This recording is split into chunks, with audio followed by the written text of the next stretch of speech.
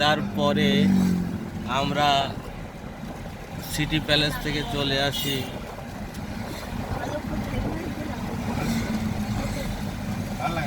কুম্বলগড় ফোর্টে। কুম্বলগড় ফোর্টের ওখানে আমরা রাত্রেবেলা ছিলাম।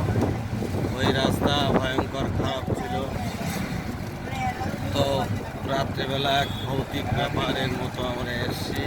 কুম্বলগড় ফোর্টের পাশেই ছিলাম একটা হোটেলে। রাস্তা জঙ্গলাকীর্ণ,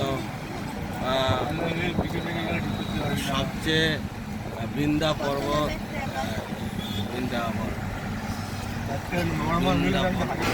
আরাবল্লী পর্বতের সবচেয়ে উঁচু রেঞ্জগুলি, সবচেয়ে মাউন্ট আবুর পাশে যেহেতু অবস্থিত হয়, আরাবল্লী পর্বতের সবচেয়ে বড় পাহাড়গুলি ওখানে, এবং স্বাভাবিকভাবে একটা হিল স্টেশনের মতন পুরোটাই।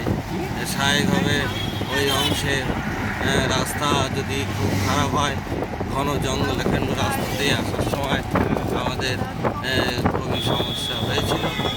তারপরে আমরা কুম্বলগড় থেকে প্রায় 7 কিলোমিটার দূরে ছিলাম। কুম্বলগড়ে আমরা রাত্রে প্রায় 7 কিলোমিটার দূরে যে হোটেলে ছিলাম, অসাধারণ হোটেল।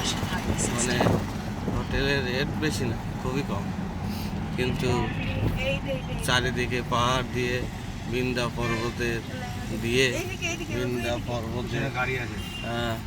মনোরম দৃশ্য আমরা ছাদের উপরে রান্না করেছিলাম, ওখান থেকে দেখেছি। তারপরে আমরা সকালবেলা সেই বিখ্যাত কুম্বলগড় ফোর্ট দর্শন করার পরে আমরা কুম্বলগড় ফোর্ট দেখার পরে আমরা ওখান থেকে চিত্তরগড় ফোর্টের উদ্দেশ্যে রওনা দিই।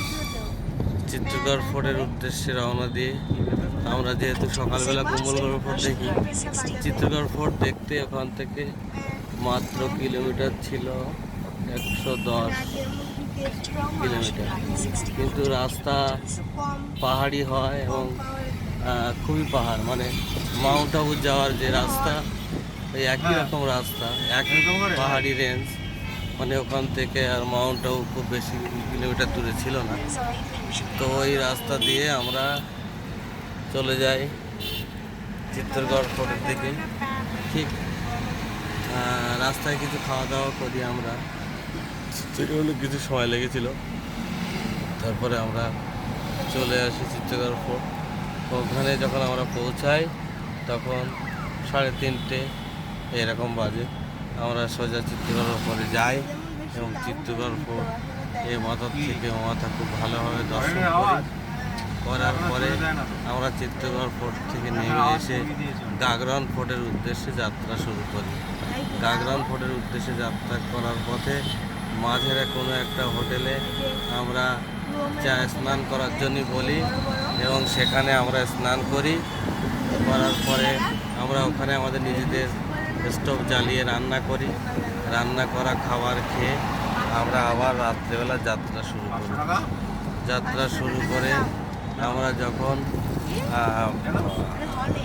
গাগরান ফোর্টের পাশাপাশি চলে যাই, তখন ওখানে একটা হোটেল নিয়ে আমরা থাকি।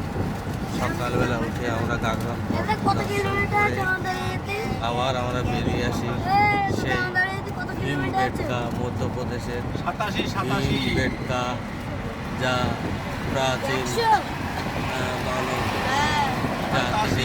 গুহাবাসী গুহায় বাস করতে গুহার গায়ে আঁকি করতো, সেই ভীমবেটকাতে আমরা চলে আসি।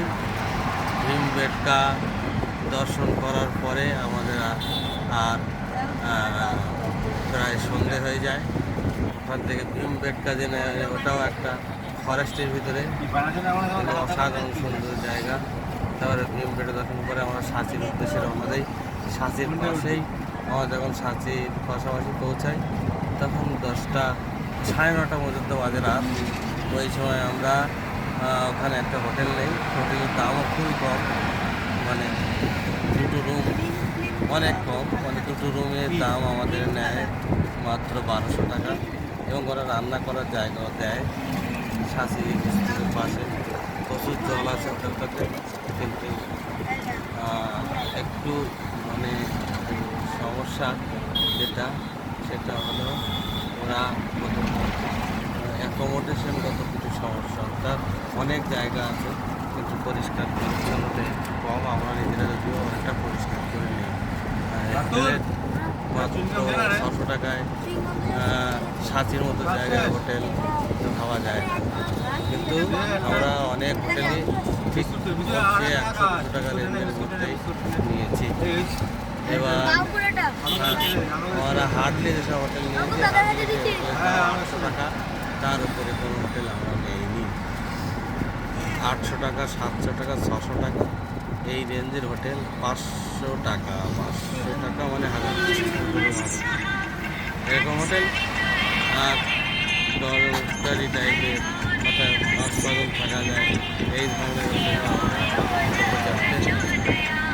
আর তারপরে আমরা শান্তি দর্শন করি। সকালবেলা অনেক সময় করে খ্রিস্টপূর্ব শতাব্দীতে অশোক করার নির্মিত সেই সাথী স্তূপ, যা বুদ্ধের গৌতম বুদ্ধের মূর্তি যেখানে আছে।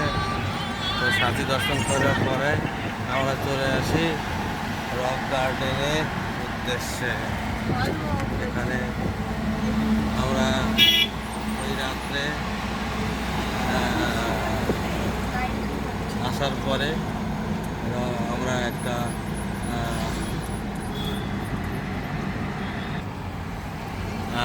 তারপরে আমরা দিনদরিতে, মধ্যপ্রদেশের একটা জেলা, সেই দিনদরিতে আমরা হোটেল নেই, যেখানে তার 5 দিন নর্মদা নদী প্রবাহিত হয়েছে। তারপরে নেওয়ার পরে আমরা ওখানে থাকি। তারপরে সকালবেলা বেরিয়ে আমরা ওখান থেকে কিছু রাস্তা দিই, তারপর ওখান থেকে অনেকটা প্রায় অনেক রাস্তা পরে জব্বলপুরের কাছে, জব্বলপুর থেকে 5-6 কিলোমিটার দূরে সেই বিখ্যাত মার্বেল রক, সাদা পাথরের মার্বেল পাহাড়ের ভিতর দিয়ে নর্মদা নদী প্রবাহিত হয়েছে, যেখানে একটা কাচের গ্লাস ব্রিজ হচ্ছে, তার কনস্ট্রাকশন চলছে, সেটা দর্শন করি। দর্শন করার পরে আমরা ওই দিন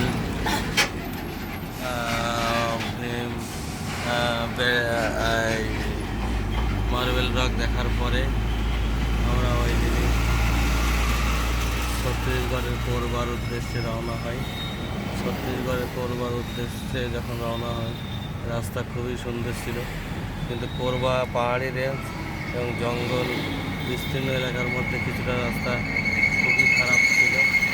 তবুও আমরা ওই রাস্তা দিয়ে চলে আসি, খুব ভালো লাগে। বিন্দা পর্বতের, মধ্যপ্রদেশের বিন্দা পর্বতের এই অংশগুলি অসাধারণ সুন্দর, এই অংশগুলি অসাধারণ এবং বহু প্রাচীন এই পর্বতের এই সুন্দর দৃশ্যগুলি আমরা দেখতে কোরবাদের ধারি লেকের ধারে আমরা কিছুটা সময় ধারি লেকের ধারে আমরা কিছুটা সময় কাটাই। তারপরে ওখান থেকে আমরা রাত্রে দেওয়ানঝাড়ির উদ্দেশ্যে আসি। দেওয়ানঝাড়ির উদ্দেশ্যে আসতে গিয়ে একটা রাত আমাদের হয়ে যায়। আমরা ঝড়শুরুতে থাকার চেষ্টা করি, কিন্তু হোটেল যেহেতু কোনো হোটেলই আমাদের রেঞ্জ 800 টাকা, একটা রুম 800 টাকা, তার বেশি আমরা দেবো না। কিন্তু এখানে হোটেলের রেট 1500 টাকা, 2000 টাকা হয়। আমরা হোটেল নিইনি, বাচ্চাগুলি গাড়িতে ঘুরেছে। আমরা একটু রাত জেগে একটু পেট্রোল পাম্পে বিশ্রাম নিয়ে ওখান থেকে আমরা বেরিয়ে আসি। আর এই টাইম বাজে, কটা বাজে এখন? 5টার সময় আমরা এখন আছি। কোথায় আছে এটা? ধুলাগড় পার করেছি, আর ঘন্টা 2.5-এর মধ্যে আমরা বাড়িতে চলে যাবো, ঘন্টা 2-এর মধ্যে। এই পর্বে রাজস্থানের সব কিছু দেখে আমরা চলে এসেছি। 6,500 কিলোমিটার পথ অতিক্রম করেছি। আমাদের টোটাল রাস্তার টোল লেগেছে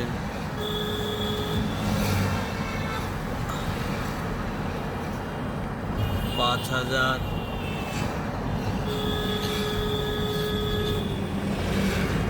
5,000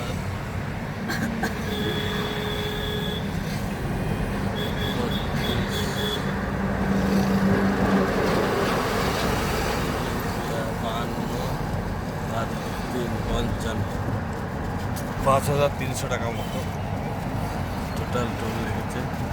5,300 টাকা মতো।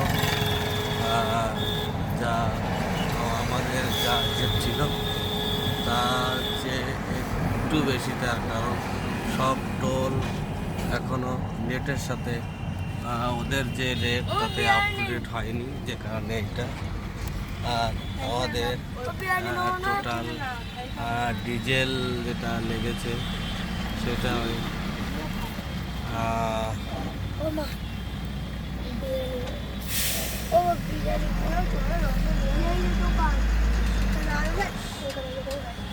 ওটা তো অ্যাপ্রক্স টাকা হিসেব করা যায় না, তবে ওটা মোট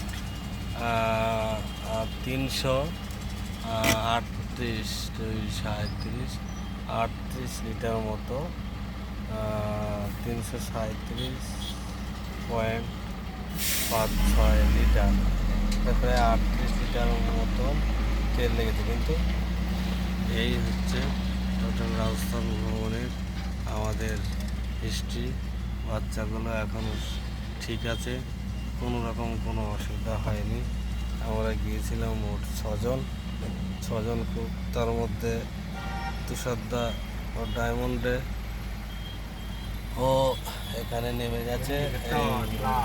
এই জায়গাটার নাম কি? তুষারদা বাগনায় নেমে গেছে। আর আমরা চলেছি আমাদের নদিয়া জেলার হরিণঘাটা ব্লকের শিমুলপুকুর গ্রামের উদ্দেশ্যে। এই টোটাল ট্যুরটাতে খুব কম টাকায় 14 দিন আমরা ঘুরেছি, যা খুব কম টাকায় সম্পন্ন হয়েছে। রাজস্থানের মধ্যপ্রদেশ 10টা স্টেট আমরা এই ট্যুরের মধ্যে কমপ্লিট করেছি। অনেকটা রাস্তায় সেই এই ট্যুরের মধ্যে যেতে হয়েছে, এই স্টেটের উপর দিয়ে যেতে হয়েছে। স্থায়ীভাবে সেখানকার জনজীবন সম্বন্ধে একটা সম্যক ধারণা ও বাচ্চাদের মনে তৈরি হয়েছে।